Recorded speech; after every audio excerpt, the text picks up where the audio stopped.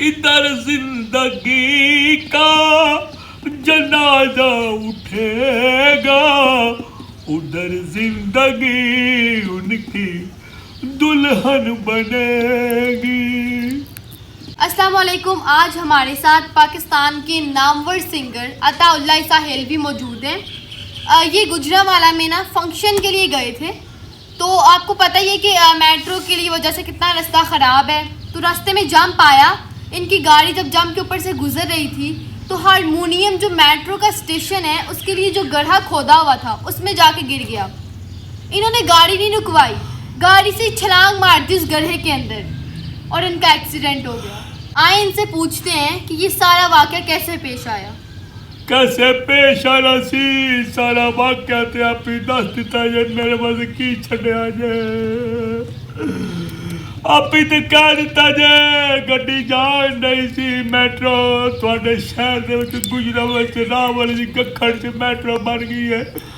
और की दसा ठेकेदार तुहाडे सारे नस गए ने, काम छड्ड गए ने, मेट्रो उंज पई है, लोकां नूं धूड़ पै पै के काला जरकान काली खांसी हो गई है।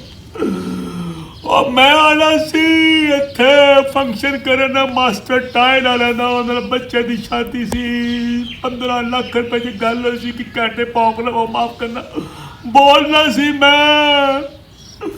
और मैनू किसी क्या कि तुसी गखड़ वाली साइड ते हो, नेड़े पेगा।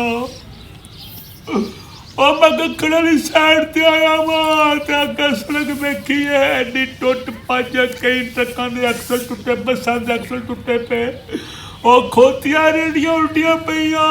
मैं क्या कदूं कम मुकना वे मेट्रो दा? कहंदे ने कोई पता नहीं, ठेकेदार नस गया। हुकूमत ते ठेकेदार दे विच इख्तलाफात हो गए। हुकूमत ठेकेदार नूं पैसे नहीं दे रही, पंजाब हुकूमत सारे खुद खा गई है।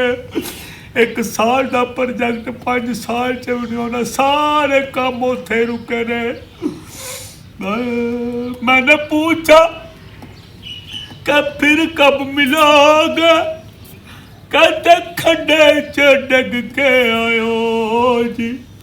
और खुदा दी कसम तुहानूं मैं की दसां, तुहाडे मैं केड़ी गल करां।